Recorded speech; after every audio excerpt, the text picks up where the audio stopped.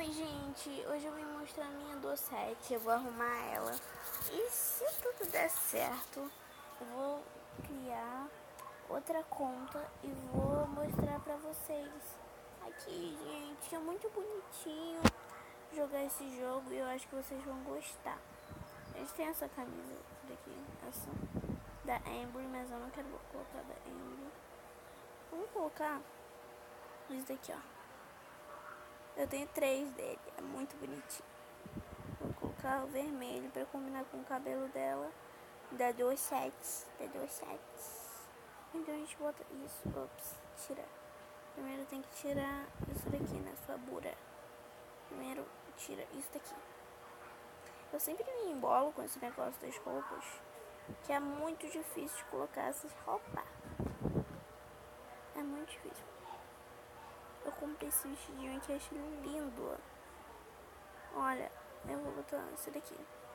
Mais formalzinho, mais da escola, né? Esse aqui.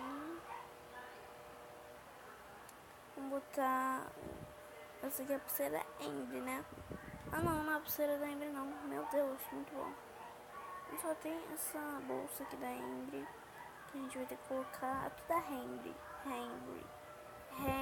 Eu sempre erro o nome dela. Tem gente que fala que é Embry, tem gente que fala que é Ambry, tem gente que fala Embry. Falam muito o nome dela, aí confunde, dá um embolo na mente. Ai, que lindo que eu comprei.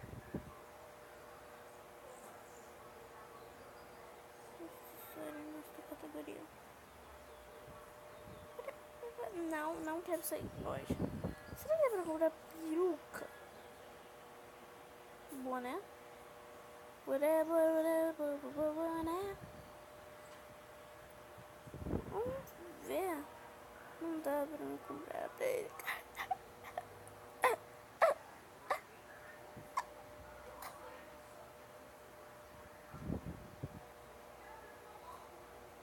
Já sei.